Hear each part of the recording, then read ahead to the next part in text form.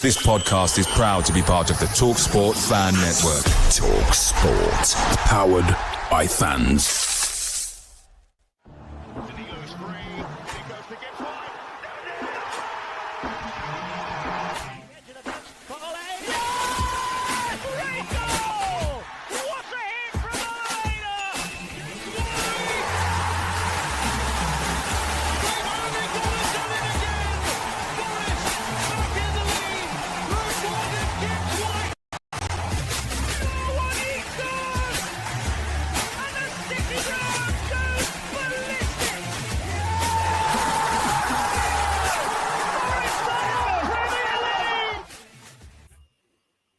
Hello and welcome to this edition of Red Side of the Trent as we look forward to the last 9 games of the season during this international break and a quarter-final match with Brighton as Forest look to head back to Wembley. And times have passed. This episode we are joined by stadium announcer and broadcaster Mark Dennison and resident podcaster Reese Lane. Mark, thank you very much for joining us again. I was just talking to you briefly before we recorded that the last time we had you on was October 2023. We'd got Vlachodimos in goal, trying to keep the ball out of the net as was replacing Matt Turner. But how the tables have turned and what situation we find ourselves in now. I know. I can't believe that was October 23. Yeah, it's quite amazing, and I'm sure we'll use words like amazing quite a lot. And I know a lot of people have been saying, this season is just kind of whatever happens from now on in. I think this season will go down in Forest history. It's incredible. I mean, there we are. Is another word. It's amazing. Reese, how are you? First of all, how was your travels in Bologna and Florence? Yeah, I'm good. Bit tired because I didn't get home till about midnight, but yeah, it was good, mate. But back ready for the business end of the season to starting Saturday now, isn't it? Yeah, well, just before you went to Italy, you had a little trip to Portman Road. I don't know if you caught the game. I'm assuming you did because you must be so engrossed with it, being involved with the club and everything. But Reece, just wanted to recap it briefly. But what was your thoughts and feelings of the game as we ran out winners, comfortable in the end 4-2? Probably flattered Ipswich, to be honest. Yeah, I always thought that if we got the first goal in that game, we'd win. I did also mention about if Ipswich conceded early, they do have a tendency to crumble, although it was kind of midway through the first half, wasn't it, when we got the goal, but they just completely crumbled and we smelt blood, to be fair to us. The 2 goals from Elanga were absolutely superb. I mean, to be fair, the Milenkovic one for a centre-back to control it on his thigh and then smash it in on the volley pretty much is testament to him. So that little spell just beat them, didn't it? And we kind of had to come out second half, and Ipswich are always going to come out with the tails up a little bit because they're going to have a bit of a go. They've got nothing to lose at 3-0 down. We weathered that kind of a storm, and then obviously they got one back, but thankfully, we scored pretty much straight after, and it was pretty convincing, wasn't it? And the perfect result going into the international break with obviously teams around us. City dropped points, Brighton dropped points, Chelsea lost to Arsenal, didn't they? So obviously Newcastle and Villa didn't play that weekend in the league. So we gained on so many teams. So yeah, it was a perfect weekend heading into the last set of internationals. Yeah, I mean, Mark, it was a thing of the past where Forest would let in a cluster of goals in a very short space of time, but we seem to be dishing that out a few times this season. Brighton at home, Ipswich away. Was you quite surprised that Forest were 3-0 up within a 6-minute period away at Ipswich? Yes and no. I mean, given the spell we've been in, the form we've been in, and coming off the Man City game, obviously that was a huge boost to everyone, and I dare say keeps the confidence level high. I don't know. I had mixed feelings about Ipswich because they're no mugs, are they? They're quite kind of plucky, and they've picked up a few results along the way this season, and I wouldn't. I don't know how it's looking now for them, but I wouldn't have been surprised if they managed to avoid the drop. Just because they I don't know, they're like they're a bit like Luton were, but they've got a bit more about them. So yeah, I mean, when we went there and it was 3-0 up before half time, that was amazing. I thought the interesting thing afterwards was that, yeah, everyone was pleased with the result, but you could tell everyone was a bit kind of narked about allowing 2 goals in, and I think that speaks a lot about where Forest are right now. So yeah, great to get the win. Slightly disappointing about the lack of clean sheet, but it feels like a tiny nitpicky thing, doesn't it? But that's where we are. Yeah, I do wonder if the likes of Nikola Milenkovic was more disappointed that he let 2 goals in, or more elated that he'd scored another goal for us. So those sort of standards, I guess. But I did want to take us back through a few things during this podcast. The first thing I want to reiterate was it was Nuno's 50th game in charge, Reese, and I just wanted to take us back to when we looked at when we appointed him, and what our thoughts were then to comparison to what they are now, which are obviously completely night and day. But do you really remember what your thoughts and feelings are when we were linked to Nuno beforehand? Because it was very contrast on the podcast. I remember Christian being very, very against it, if I remember rightly. Yeah, it was an interesting one at the time, wasn't it? Because he did a brilliant job at Wolves, getting him. He should have got promoted with the money they'd spent, but to get to back-to-back 7th place finishes, got them into Europe, got them into an FA Cup semi-final. They should have really got to the final that year. I mean, they absolutely chucked it away, didn't they? It was 2-0 up. So he did a brilliant job at Wolves. That obviously come to an end. It then goes in at Tottenham, starts really well. I think he got manager of the month, didn't he, in his first season. Then it went downhill pretty south. I mean, as we know with Tottenham, that seems to happen to pretty much every manager they appoint. But and then he obviously ends up in Saudi Arabia. And it's like, well, from a neutral's point of view, you're kind of looking, well, is his managerial career on the decline going over there for, a payday, really? I know he won the league over there, but what standard do you want to put that league in is up to you. And then obviously it comes to us, and the problem for Nuno as well at the time was that he was replacing Steve Cooper, who a lot of people still wanted to be in the job at the time. So the positive for Nuno was he got them 2 results pretty quickly. Then in Newcastle away, Manchester United at home. But then it was pretty, it was quite bumpy, wasn't it? The set piece goals were a massive issue last season. I think there was a point where we dropped below Luton, didn't we? And thankfully, they just completely ran out of any gas they had. And the last game of the season, I remember at the end at Burnley, Marinakis' son was kind of walking across the away end, like as if he was kind of asking the fans, like, would you like him to stay or not? And then obviously the rumours were coming out a few days later, wasn't it? Marinakis was thinking about, maybe making a change. And then obviously he decided to give him the full pre-season, which is, been a vindicated decision, hasn't it? Because it's proved to be the right decision, because he's took us to heights this season, which I don't think any of us could have imagined. I think people at the time, like Christian, were fair to say that he was a defensive manager. I mean, his tactics are based on having a solid defence, but it's that lethalness on the counter-attack, which obviously causes the problems at the other end. But, he solved the problem pretty much with the set piece, by bringing Milenkovic in. Whoever's brought him in, that's pretty much solved it to as most of a degree as we can. And yeah, the change and contrast is crazy, because I don't think anybody expects us to be at these heights at the start of the season.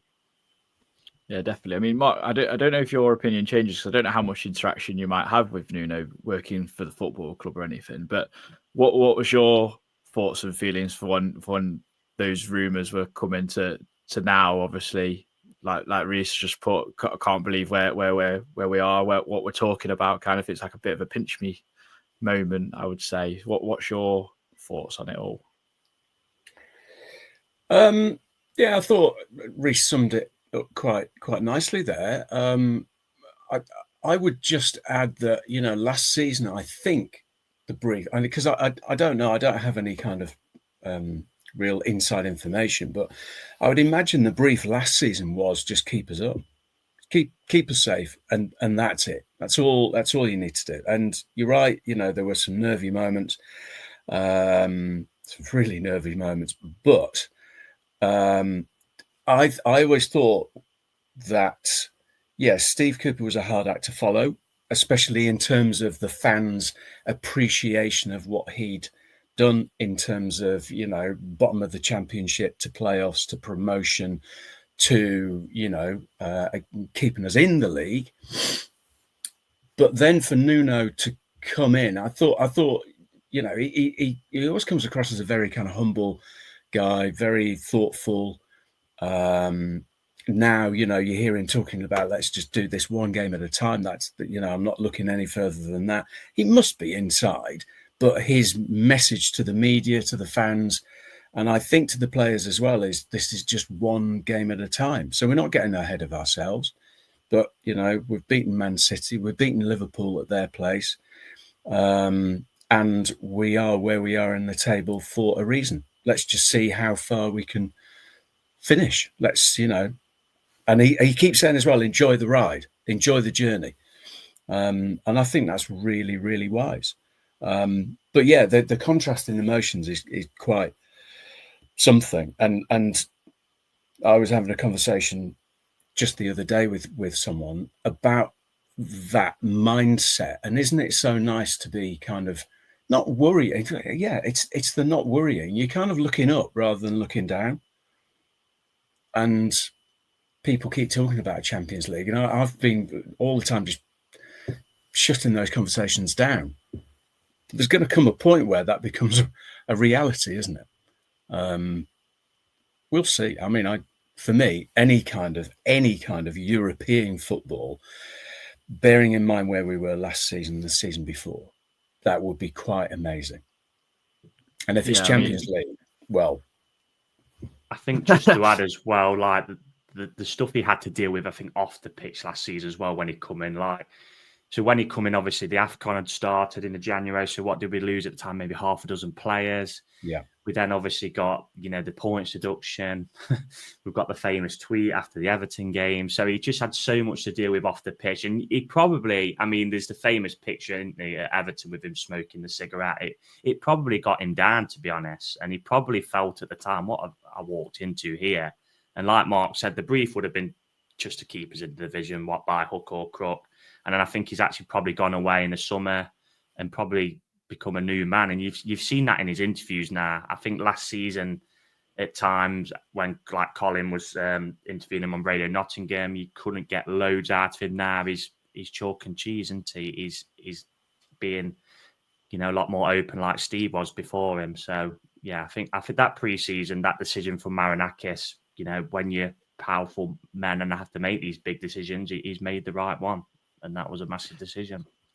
I think like the contrast in how he looks as well. Do you like halfway through that's funny? Like his beard was all over the shop. Now it's like pristine. He's a beautiful man.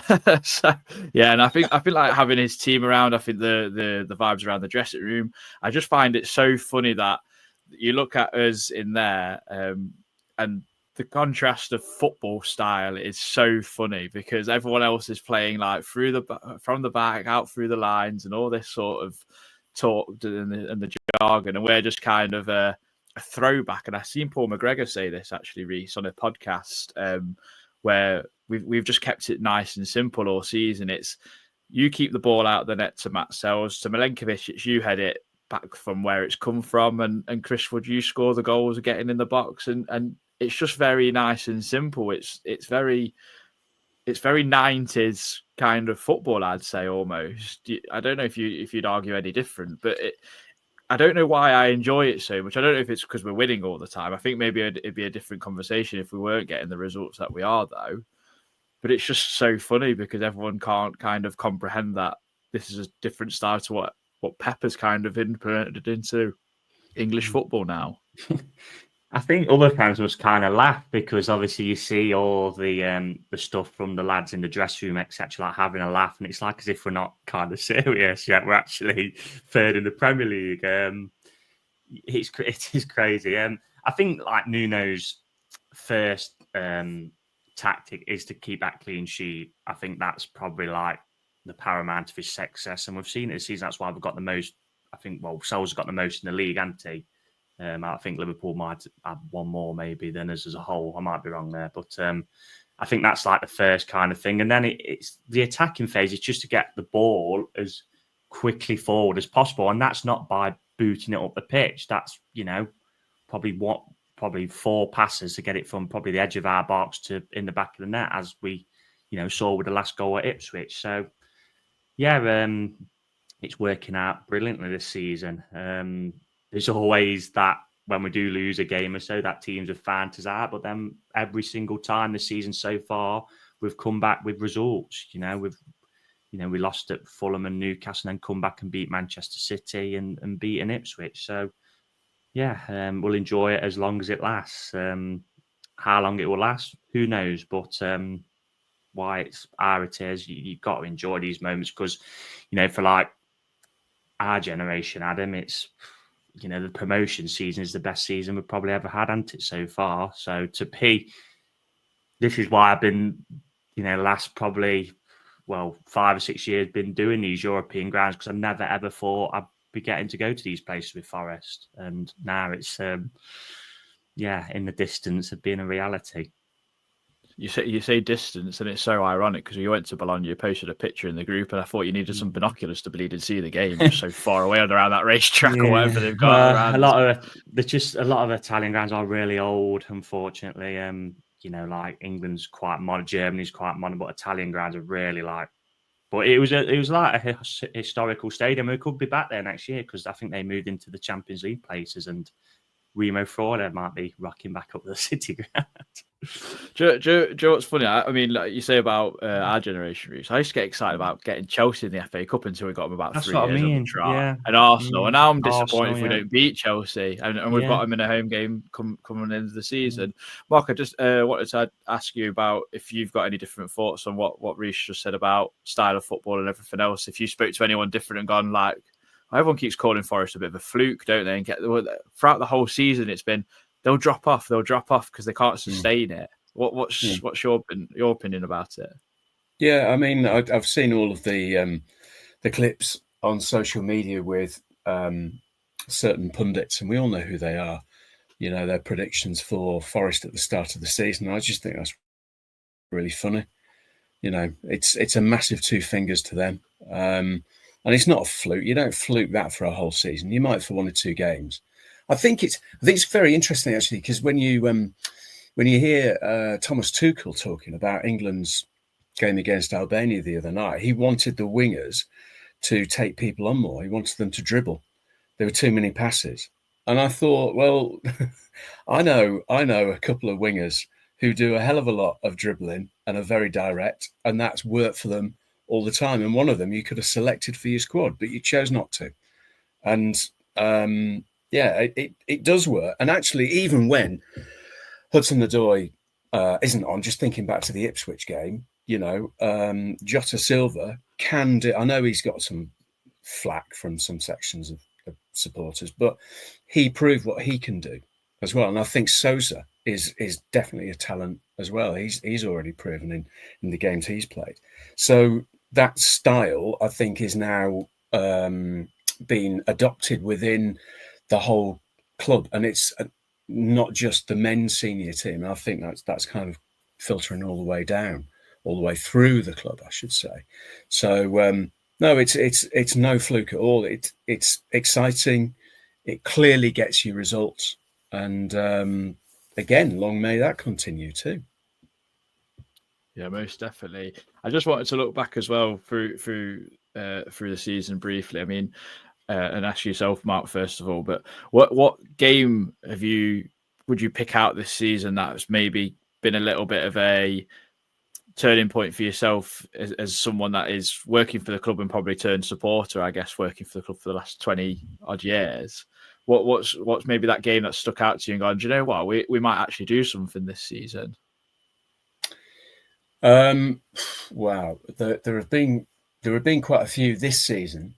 I know it's very recent, but I would point to the Man City game as the game. I know we were already doing well, but if I'm honest, that was a game that I thought, even when Man City were having their crisis, I thought that they would always, and I still do think they're going to come back to a degree, but I thought that might have been their game to come back, and it might be the undoing of not everything we've done, but it might be a bit of a turning point for Forest as well. So when it was 0-0 with about, 15 minutes to go, I was sitting there thinking, actually 0-0 against this lot, we're all right. That's okay. And there's that famous picture, isn't there, of the 3 Man City subs, De Bruyne, Marmoush, and there was someone else. And we're bringing on Yates. And that photo, it says such a lot in so many ways with no words. And the fact that we didn't just get a 0-0 draw against Man City, we actually beat them. And we beat them with a brilliant pass and a wonderful goal. And that goes back to what we were just talking about just now. It was direct. It was, just exquisite. Watching that from the sideline, I've watched that pass and goal, I don't know how many times, and it's still you can't watch that and not just think, oh, any football fan would love to see their side playing that way. Just before Reece jumps in, I just want to ask, actually, when that goal goes in, because we were saying on the pod the other week, it might possibly be one of the loudest City Ground moments since we've come back up. We was trying to compare it with like Awoniyi, the goal Chris Wood scored actually a few weeks before against Liverpool in midweek. Show someone that's pitch side, and then before you've got to announce that Hudson-Odoi has scored a goal, because I actually we all said this, we was a bit surprised it gone in, because it got in at Edison's near post.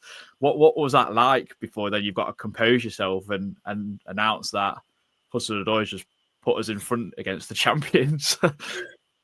Yeah, you do have to. Yeah, compose yourself is right. So where I sit now is right between the 2 benches. So I find that it's fascinating just to kind of observe. I like watching people, and sometimes you can hear what's going on, but as much as anything, it's body language. So yeah, you get to get a bit of an insight into what's going on the benches, and conversations that are taking place, and the general kind of mood. So yeah, when that went in, because sometimes when you are there pitch side, depending on the angles and the numbers of people in front of you as well, sometimes it can get quite congested. So there's almost like a delayed reaction of, sometimes you don't see something yourself. You're going off the reaction of the crowd, and you think, oh, bloody hell, it went in. It scored. And then you have your kind of moment as a fan, and then you kind of think, okay, well, need to be professional now for a minute, well, a few seconds, and announce that. And yeah, then the place goes mad again.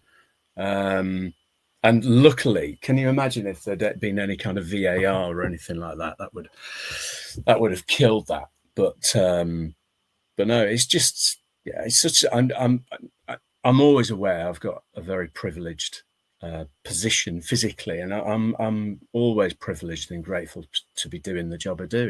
And moments like that truly make it. Yeah, I can imagine. Reece, moment for you that this season where the turning of belief. I wouldn't be surprised if you say Man City as well, to be fair, but So you would have seen Pep sink to his knees and Mark when he Gibbs White made that pass on the edge of his technical area. Obviously, me and Adam sitting up at Bridgeford, so that hence why we couldn't really see if it had gone in or not. And we saw it back on Match of the Day when Pep was on his knees after the pass. But yeah, the one game, and it's kind of the one game that sticks in my mind, and it's probably one that might not be spoken about as much, is the Villa game at home. Because, that was a very, very tight game. Duran had scored for them, I don't know, maybe 65th minute, something like that, midway through the second half.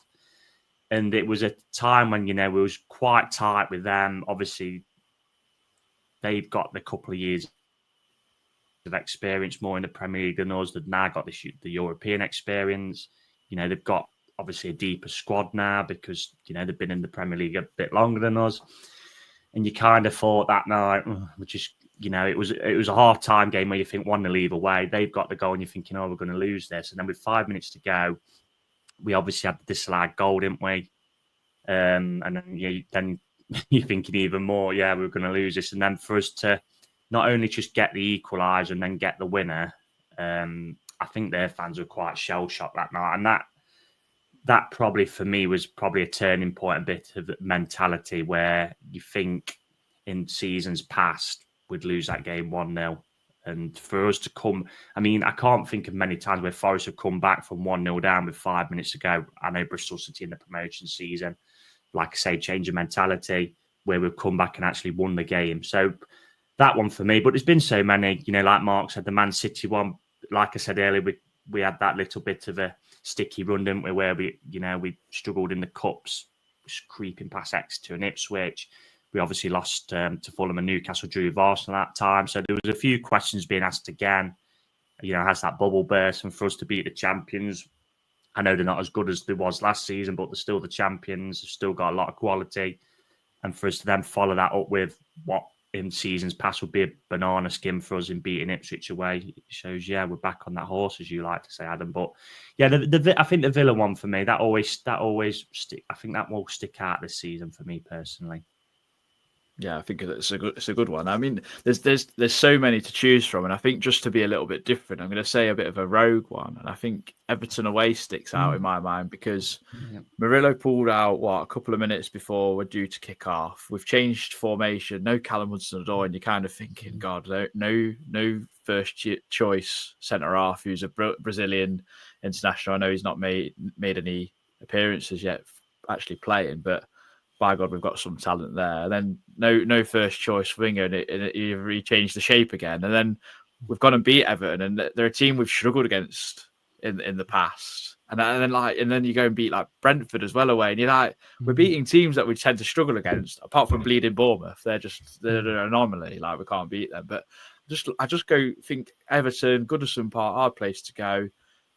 And we went and beat him quite comfortably, and it was like it wasn't even a hard game. And I'm going, we're a different kettle of fish this year, and it's fascinating. It's been fascinating to watch. It's been so exciting. I've never been so excited to get to the next game so much, apart from when the promotion season. It's been so enjoyable, and I think every time I speak to a fan from a different team, and they say, who do you support? And I say Forest. Goes, you're having a great season. I says, I'm having the time of my life. It's absolutely fabulous.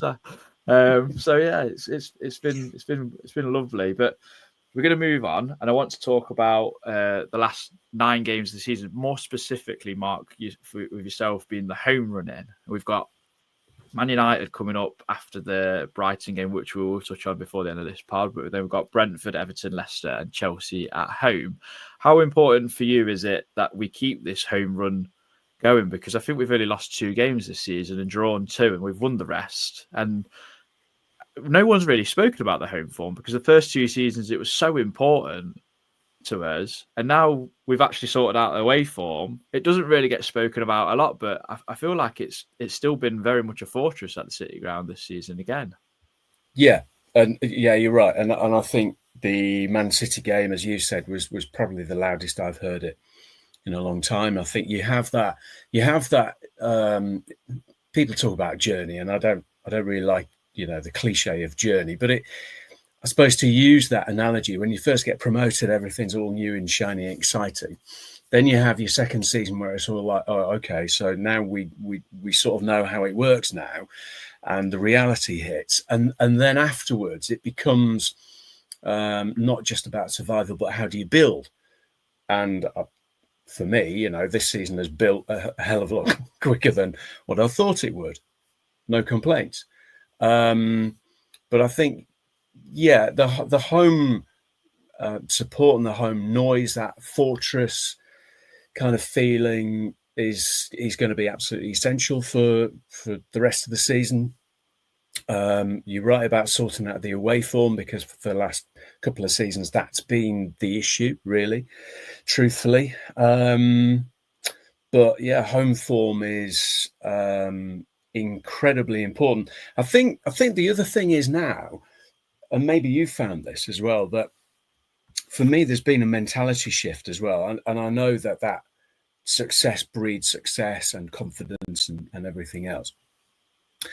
But I think one really interesting thing for me this season has been the lack of fear. And there's a lack of fear in terms of the way they're playing. But I think that then permeates into the support as well. I'm not coming up against fear in terms of supporters. I don't think people go along and watch Man City and think, oh, crikey, we're going to be absolutely battered. I think a lot of people thought, well, if we can get a draw out of this, that would be all right. And when you kind of take a step back from that and you think, well, that's already a hell of a progress, isn't it, from where we were last year, the year before.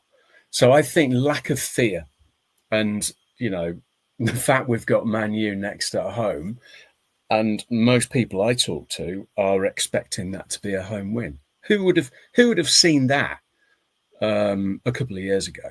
And I think that's one of the things this season. It's not just about how great Forest have been, but it's also taking advantage of a season where Man U are just, at one point they were almost in a relegation battle, weren't they? So you've got them doing that. You've got Spurs off the boil as well. It is a season to capitalise on all of that and get your foot down and, again, see where you end up. Yeah, we now live in a world where there might be kids in playgrounds saying to other kids like, "Oh, you support Man U," and laughing at them because they're all Forest fans. Do you know what I mean? Like, what a parallel universe. But no, Reece, we've got to talk about home form as well. Like the games we've got, you'd say they're all we're quite favourable in all of them. I would actually put as favourites for every single one. I wouldn't even say like, you know what, I don't think I'd expect to lose to any of them, and that's a dangerous kind of proposition, I guess, as well. Yeah, because at this level, if you do have a slight of an off day and the other teams on it, you do get punished. But yeah, the home form's been really good. I mean, the only side you can really say who's come this season and probably been much better than us was probably Newcastle on that day. And to be fair, we took the lead in that game and they've equalised from what it kind of landed at Isak's foot, didn't it? And he just poached him from a corner, which was unlike us. The Fulham game was a 0-0 game. I mean, VAR got involved and gave back penalty. But that was a pretty much a 0-0 game. So the home form's been excellent. I mean, I've just had a quick look and at the odds for the Man U game, and we're actually favourites, which is rightly so because we're third in the league. I mean, that must be for the first time in Premier League history we're favourites against Manchester United. So yeah, like you say, Adam, the tables have turned. So what are the other games? Brentford at home, West Ham, Leicester, Chelsea. No, Brentford, Everton, Leicester, and Chelsea. We've got West Ham away. Oh yeah, my bad. Yeah, I mean, you just got it's a tough one, isn't it? Because sometimes in football, like it's a bit of a luck of when you play teams, isn't it? Like if we played, say, Everton away now, it'd be a lot stiffer task than when it was when we went there. I know, like you say, it was a great result because we'd not beaten Everton, but Dyche was under pressure, wanted now to look a bit better with David Moyes. So sometimes it can be like the luck of the kind of draw. Like when we played Wolves away, for example, if they had Matthias Cunha that night, it might have been a different story, but that's by the by anyway. But yeah, you look at all them home games and we're not going to say winnable for Elliot, but yeah, we'll probably be the favourites in all of them, won't we? I mean, really, by the time we play Chelsea, you're kind of hoping it's done and dusted and that can be, more of a party kind of atmosphere. But like similar to how it was last year until we blew it. But thankfully we had that goal difference, didn't we? But yeah, we'll take one game. You just got to take one game at a time, haven't you? But we've put ourselves in a superb position, and now we've got to go and see the job out, really. Just a question for both of you. If we win all 5 home games, do we get Champions League? Because yeah. Mark, definitely. Would you agree? I get really kind of funny about jinxing anything. Yeah, And, I'm the same. It's called Forest so, PTSD, Mark.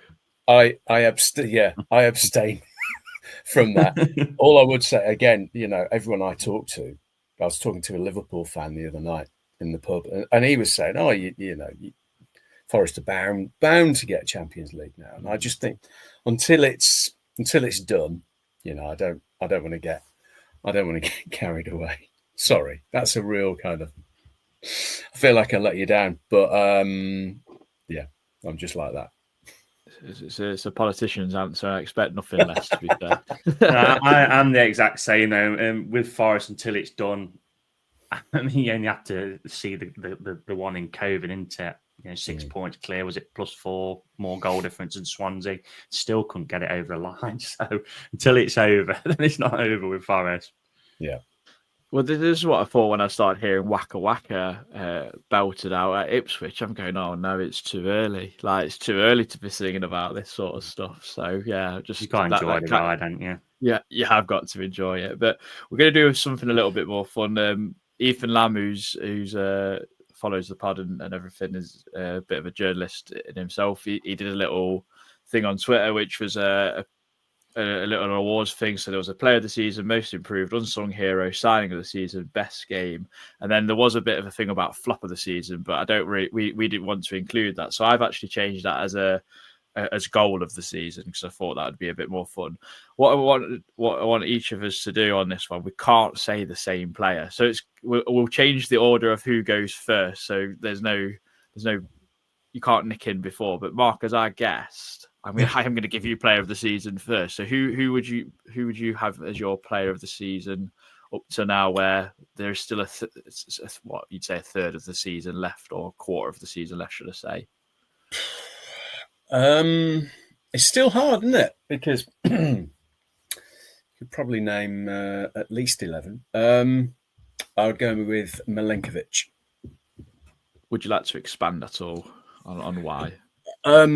For the reasons that I think Reese was talking about earlier on. I mean, he's just become that kind of brick wall next to Murillo. I think Murillo needed someone like him next to him to thrive. He's done that. He's one of several leaders on the pitch, and he scores as we saw at Ipswich. I think he got an assist as well. So for all those reasons, Milenkovic. Yeah, and I'm elated that chance got going. I started singing that at Brighton and on my own. Reese, player of the season, you can't say Nikola Milenkovic. It would be the same as Mark, but if not, then I'd have to go with Chris Wood for me, because to get 18 goals, I know he's not scored, I think, for 5 games it is now, but to have 18 goals at this stage in 29 games into, I think, I know there's the expression they will, defence win your titles, but you need someone who's going to put the ball in the back of the net. And Wood's done that. I mean, how many points has he probably won with his goals? I'm sure it'd be interesting if you totted it up. So it would probably be him, if not Milenkovic for me. But like Mark said, you could make a case for so many, because his players now, I'm thinking of the likes of Nico Williams, of Anthony Elanga, who are playing themselves into that chat about making a case for him as player of the season. So but if not, Milenkovic would for me at the minute. Do you remember that stat near the start of the season, Reese, where Chris Wood had scored in so many games and we'd not even won a game? I don't think. Like, it was crazy, wasn't it? Like, every game he'd scored, we'd not won, and then suddenly we started to win. So, great. I think that's a good one. For me, it's a tough one because both are unbelievable shouts. I think Murillo for me would be if it's not those two, because I just think he's gone on another level, and I think, like, just to add on to what Mark said, and the fact that Milenkovic is next to him has allowed him to go to another level. I mean, Brazil call up, he scored a goal. He loves Forest so much, he did his gender reveal at the City Ground. It sounds like he's very happy here, and if we get Champions League, we've got even more of a chance of keeping him. And I hate to say it, and Reese 2.0, who's been on this podcast, will hate me saying this because it's a pet hate, but the value of him is astronomical as getting in the Champions League, and the money that we'll get for selling him eventually, as much as I hate it, will change this football club's fortunes. So, and he's just been outstanding this season, outstanding, and may long may it continue, and hopefully in the Champions League next season or some form of European competition. So I'll go with Murillo for me, but all good shouts. The next one is most improved Reece. I'll let you go first on this one. I'm pretty sure there's several you could go with as well on this one. Yeah, it would be Nico Williams for me, because the first 2 seasons he's been in and out of the team. He was obviously brought as a right back to replace Spence, wasn't it? And ironically, Spencer now played at left back as well when he was a right back for us. So, he was in and out of the team. I think the first 2 seasons. The first season, I actually thought he struggled a bit at first, but then he had that spell towards the end of the season, and he got kicked in the face, didn't he, by Brennan Johnson, which ended his season where he was actually looking pretty decent. The second season comes along, and at the start, we had Arna, Aurier, and Montiel probably above him, and there was rumours he was going to go, wasn't he? I think Feyenoord and Leeds were linked, and then surprisingly, Cooper brought him back, didn't he, for that Wolves game when he was pretty much on the brink of getting sacked, which was a little bit odd in the sense that he kind of brought him back because he trusted him, but he always used to take him in and out of the team, Williams. And then under Nuno, again, at the start of this season, Alex Moreno was in the team. You're thinking he's probably going to be a backup. There was that rumour that Atalanta had bid for him in the summer, which would turn down. And then, he got that position, didn't he, at left back. He's never, ever looked back then. And he's been absolutely superb since. So that's why I'd say most improved, because he's actually nailed a position down, I'd say probably the first time in his Forest career consistently. And his performances have been consistent. And like I've said on, I think, pod a couple of times ago, whoever the winger is against Nico, he doesn't care. He'll give him, he'll try and push him back. He'll give him 100%. If you're going to beat me today, you're going to have to work really, really hard. And I can't think of anybody who has, pretty much. The only one who springs to mind was Adama Traore when in a game where we was, as a team, not the best. So, and he had his one good game of the season, didn't it? It seemed against us when everything was on it for him. So, he'd be most improved for me, because I think he's actually probably for the first time overall in his Forest career actually nailed down a position. And who'd have thought it had been left back? Because, like we said, we brought him as a right back, and he's at left back just took it like a duck to water, hasn't he? He's been brilliant this season. He's absolutely smashed it, mate. And smashing wingers all over the shop, which I absolutely adore. Mark, so you can't say Nico Williams for most improved. So try and top that, I guess. I think I would go with Elanga. Not that he was poor by any stretch before, but I think what he's kind of added this season is, goals himself.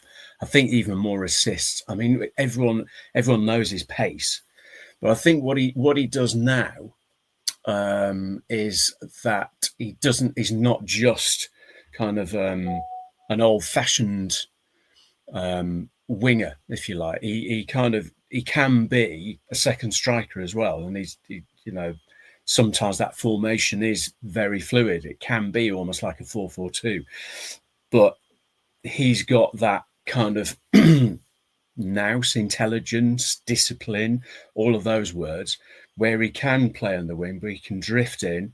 Sometimes you don't know where he's going to turn up, and also, of course, he and Callum can swap, as a lot of wingers do, but that can cause confusion to the opponent. So for me, I would say Elanga.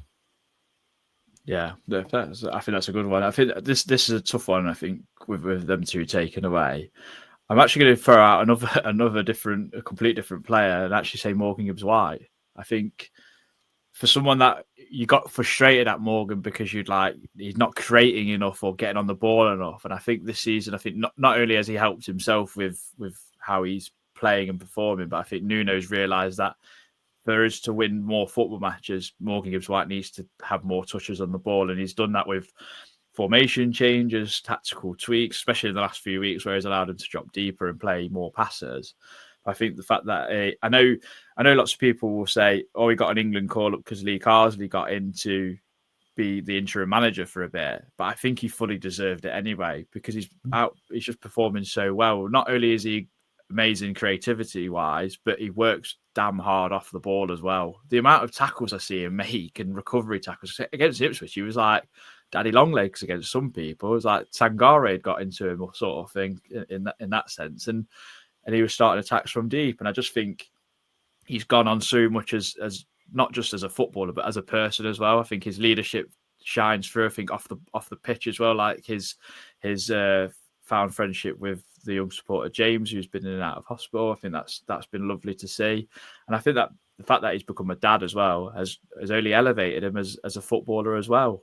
And I think it's been so nice to see as a supporter that we've got someone like that in our football club and represents us almost on the pitch. And I think he's only thriving more and more. And I think next season, I can't wait to see him, what he's going to do next. And hopefully we sign him on for a longer term deal. So I'm going to say Morgan Gibbs-White.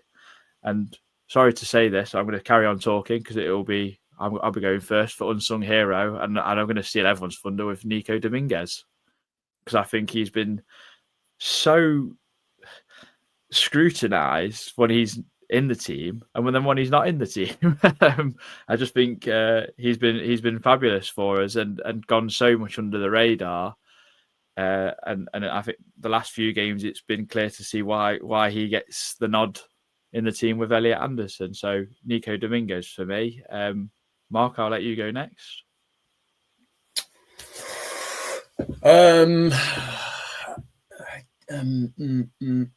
I would say Ryan Yates, and I'm well aware still the very mention of his name for some people can still get that kind of Marmite reaction.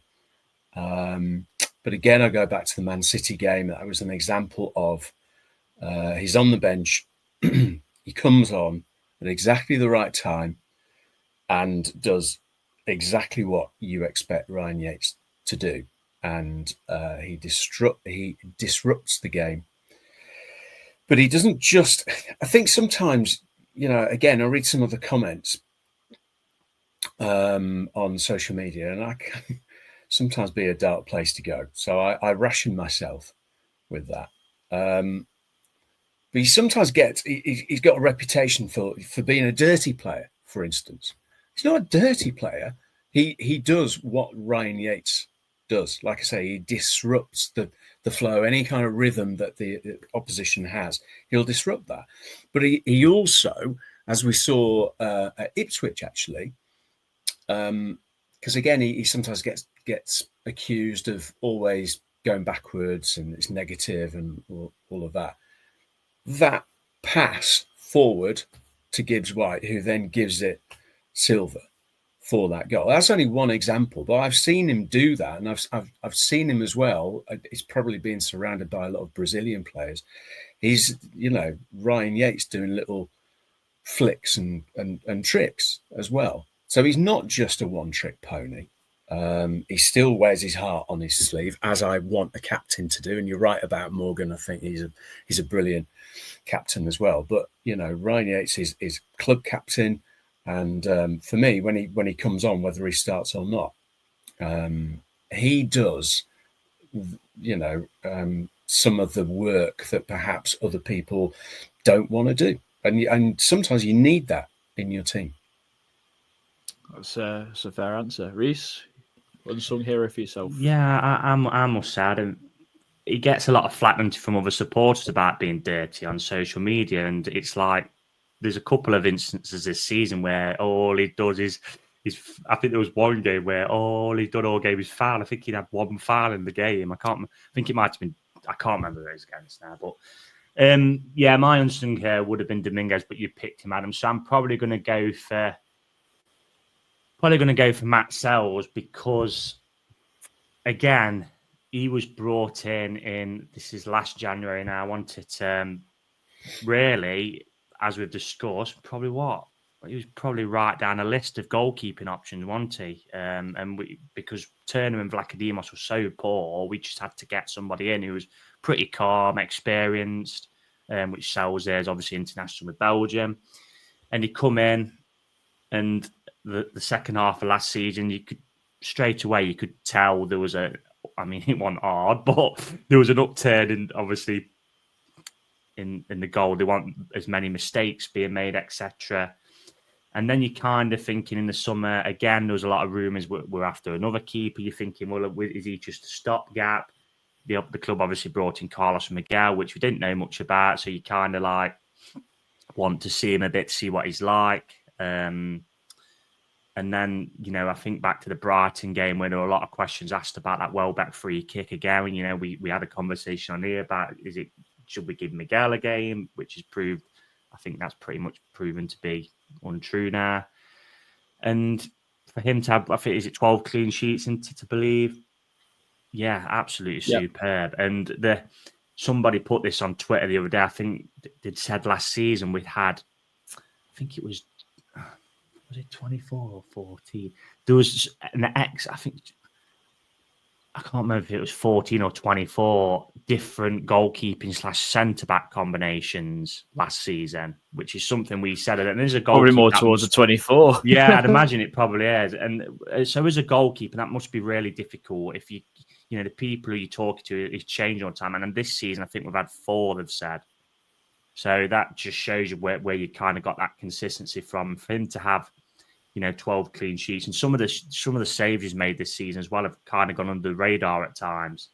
The only downside to Sells a little bit for me is I'd like him to be a bit stronger on corners, but we are football fans, we are greedy at times. But no, he's been I think he's took all the darters away, hasn't he, really? And probably even the club has sensed the thinking, well, this guy's come in and we brought him, I think 5 million from Strasbourg, and he's turned into a number one, whereas kind of thought last season when he come in, he's just number one for the rest of the season. But if we're looking to improve, he might end up becoming a number two. I mean, he's nailed down that number one position, hasn't he? Yeah, definitely. Mark, we're going to move on to signing of the season. I think we might hear some repeat answers. You might give us a different one, but yeah, take it away. Yeah, I mean, again, there are probably a couple I could mention. I am going to say Elliot Anderson though, because I don't think we haven't talked about him a huge amount, but I think he's just been a revelation, and I think you could see when he left Newcastle, how upset Newcastle fans were about the fact he was coming to us. So straight away, I was thinking, I didn't know much about Anderson, if I'm honest. But he is, he's such a huge talent and a talent for, I was going to say a talent for the future, but he's kind of playing out of his skin now. So it kind of makes you excited about what else is there still going to be from Elliot Anderson in 2-3 years' time. He's another, certainly, well, hopefully, another England call-up as well. He plays fairly regularly for the under-21s. And I think he's one of those players that will give you absolutely everything. But the skill he has as well, and his eye for a pass, and the fact that he's now got a goal under his belt as well. And he comes across really well. When I see him being interviewed, he's humble, there's that word again. But he's grounded and he wants to do things. And I think that's the thing. And I guess some people would say, well, of course they would say that, wouldn't they? But I don't know. I get the feeling he and others mean it when they say they want to do things with Forest, and he seems genuinely excited about that. And for me, he would be certainly a signing or the signing of the season for us. Fair. Reese, move on to yourself. Yeah, it'd have to be Milenkovic for me, because like I touched on earlier, the set pieces were a massive issue last season, weren't they? I mean, it was pretty much every game, and not even just well-worked set pieces. It was just basic free headers at times. I'm thinking back to the Brentford game, for example, for one. So it's kind of like, Forest have just gone with the most conventional way and gone, well, let's have a look at Euro. Who's really good in the air in a really elite league? Obviously, Serie A being a top 5 league. Oh, there's this guy from Fiorentina who's Serbian who would typically kind of, head and kick defenders, I guess. Oh, let's sign him. That will work. And it has. It's worked to a T. So conventional thinking does work sometimes. So, I mean, he's been superb, and he's actually a goal threat, isn't he, as well? Is it 4 or 5 goals he's got this season now as well? Four, yeah. I mean, it's not couple bad, of assists. Assist. He was great for the FPL because, I had him in the FPL. I've had him for quite a while now. So a goal and assist last week was great. And also what I love about Milenkovic, and this is something that when Alex come on the pod mentioned, is that he's just a leader. And I know like Yates is the captain, Gibbs White's the captain, but he's an absolute leader at the back. The organisation from set pieces, the bringing it, the rest of the defence up into the line to hold. Yeah, if you just watch him and just see his organisation skills, and he's been an absolute godsend for us. And like Mark said as well, that partnership with Murillo's brought Murillo on as a player, because Murillo's probably got aspects to his game that Milenkovic hasn't got, with his long range passing where he can probably dribble out from the back, whereas Milenkovic's just that old-fashioned. It's just like, I know it's stereotypical, but he is like what Vidic was at Man U, wasn't he? They had very similar partnership. They had Rio Ferdinand, who was fast, could bring it out, etc. So, yeah, we've got that down to a T, and so he'd be my signing of the season, Milenkovic for me. Yeah, you've both stolen what I'd go for, so it's a difficult one. But I think I'm going to go with Morato. I think because of the role he's had to play through the season, where he has been third choice, so he's had to play the cup games, and then he's had to be the closer or the doorman, as we've nicknamed him on this pod. And Jimmy, who helped do our intro, did that little cartoon and put it on social media, which I think is brilliant, where him, Murillo, and Milenkovic are all dressed as like doorman or security or whatever. Just so funny. And I think just guys coming from a foreign league had to really bide his time. He's not had loads of starts, but when he has played, he's been pretty good. And I just think, yeah, he's been superb. I could say Jota Silva, because early in the season he was quite good. He was really impactful off the bench and helping us get results and see games over the line. But then, like when he got that run of starts, we're kind of like, he's actually better as a substitution. But I would just say Morato, I think, for the sake of like seeing out games where he's relieved that PTSD of where Forest have maybe got a goal lead or 2 goals and we're going to throw it away, and he just gave us that more element of calm, because he's actually a quality defender on his day. So we'll go with that. We're going to do best game now, Reese. I'll start with yourself. It's probably a difficult one again, like we said earlier. No, easy, mate. 1-0 away at Liverpool. I think that will very struggle to get beat probably ever in the Premier League. I mean, we're still the only team to beat them, aren't we, in the Prem? Is that right? Yeah. So that would be. They're going to win the league, Liverpool. I know they've had a couple of iffy results, but they've just not got a chaser. That's the thing. Like, do you know if you had like Man City, who if Man City were like 10 behind, but they was in really good form, you'd think, oh, a couple of games they might get in touch with this. But no one else has really shown that massive amount of form, so they're going to win the league. But to go there and win 1-0, and like Colin said at the time, was it? I think in the 60s, Barry Lyons, wasn't it, who scored the winner. Even Brian Clough didn't go there and win.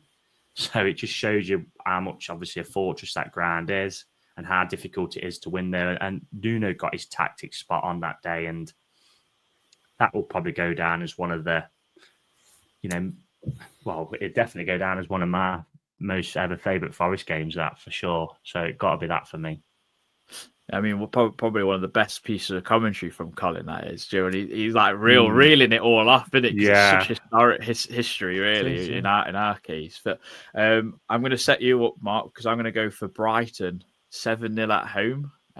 I thought that game was unbelievable because not only have we took a team like Brighton, who are a good side under Fabian Hertz this season, we've took them to the sword and buried them. And then, but although that is kind of catapulted their run of form recently, and it's going to be interesting when I speak to Joe about Brighton when in the week when we preview the Brighton game in the FA Cup.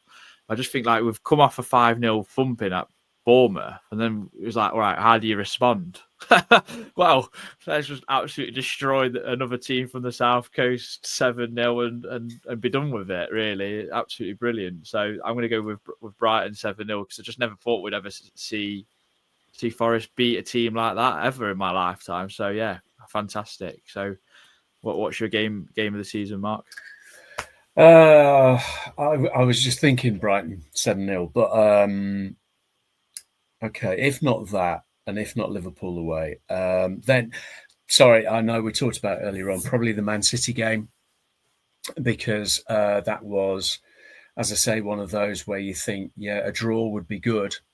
Didn't dare kind of really dare to dream, I suppose, about maybe beating them. But the fact we did, and the fact that, Man City were beginning to kind of stir again, and I think that could well be, a huge, not just 3 points, but a huge moment in this season. And as I said before, in Forest history, actually, I'll go that far. So, Man City at home. Fair enough. And then, last thing before we do a bit of a brief thing on Brighton. So, goal of the season, and this is really tricky because there's been so many good ones. I'm going to go with Alanga's goal the other week against Ipswich. Sorry, Reece, it's probably stolen your thunder because you were there, but it's an unbelievable finish. It's so aesthetically pleasing because it's right in the corner, weak foot. We've just scored, so you kind of teams are always mostly at their most vulnerable, but it's a superb finish and yeah, Henry-esque, as I think we've said in our chat. So just lovely. Yeah. Mark, I'll go with you next. Like you say, there are so many. I'm gonna say one of, and you'll have to help me out because all of a sudden my mind's gone blank. But Chris Wood goal, where he and Alanga play almost head tennis. At Everton away. That's the one. Thank you. Because we were talking earlier on about Chris Wood and how important his goals have been. And again, when you think back when he was brought in, the reaction to that, and the kind of assumption that he would be second strike, he would spend most of his time on the bench. That hasn't been the case for lots of reasons. The fact that he scored so many important goals, but for me that was an example of a lovely kind of build up to it and a lovely bit of skill as well. That was, to use your phrase from earlier, Adam. That was aesthetically pleasing as well. So it was just, that was special. It was good. Brilliant. Now, Reece, last but no means least. Again, it's going to have to it'll be Hudson-Odoi at Liverpool. The other one I was thinking was the Aina one against West Ham, where he cut inside, and I think he was absolutely shattered, so he just levered it straight in the top corner as you do. The Hudson-Odoi one at Liverpool, because I think the pass from Alanga, he got away from Gravenberch, and he kind of passes it behind the defensive line, and that leads Hudson-Odoi up against Conor Bradley, who obviously tries to jink one way and then gets onto his strong foot, and he just bends it into that corner against probably the best goalkeeper in the world, really. And he didn't get near it, did he, Alisson? I think actually he thought maybe it was going to hit the post or go wide, but he didn't get near it, did he? And it hit the inside of the post and tucked in, and I smashed your glasses off into the process, Adam. It was a great time. I didn't mind. Yeah, because I couldn't see if it got in or not because of the angle we was at Anfield. But yeah, that'd be the one for me. Super. I mean, let's get into Brighton, because we've gone right over reminiscing about this season and looking forward to the rest of the season. But Mark, a quarter final against Brighton, which I think we'd have all probably took. I know it's away from home, but we've not been beaten by them this season. But an amazing chance to get to a semi-final. Unfortunately, it goes to Wembley, because I always think it should be the final. I think we've always said this for years. To be fair, it always used to be much better when it was at Villa Park or Old Trafford as a semi-final, but. An opportunity has presented itself, and a good one at that. What's your thoughts and feelings going into that Brighton game next weekend? Yeah, it should be really interesting. I mean, yeah, Brighton are a good side, and yeah, they've had a couple of wobbles. Then again, we have. We talked earlier about Newcastle and Bournemouth as well, and I think that's been another dimension to Forest season. That kind of coming back from those setbacks has been really, really impressive. There's never been a sustained kind of lull. So it'll be interesting. And just thinking about that kind of 7-0 win over Brighton at our place, does that kind of spur Brighton on even more from their perspective? Yeah, probably. But I think because of I suppose team selection is going to be very interesting for that.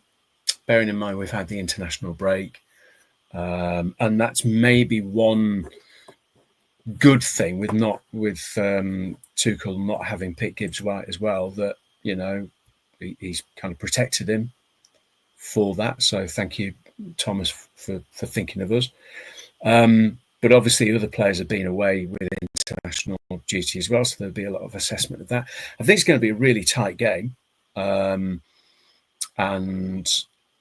yeah, it's difficult, isn't it? Because we're coming into a point where it's all about the league. This is the business end of the season, as far as the league is concerned, and that is the really, really important thing. There's a chance to make history with the FA Cup as well. So it's there's a real balancing act there. But yeah, Brighton are no pushovers. I mean, I know they were at City Ground, but I think in this game, it's going to be a whole different prospect. So it should be a really, really, good game to watch. Yeah, I mean, and with the prospect of Man United on the Tuesday following, so it's going to be interesting how team we go with and everything else. But what's your score prediction, Mark? I never do predictions. Oh God, I'm doing that thing again, aren't I? I just get I can't. I can't. You're bringing it. I'm getting the heebie-jeebies now. I'd like to. Yeah, all right. I'd like to think win, but I couldn't give you a score prediction. I think it's going to be close.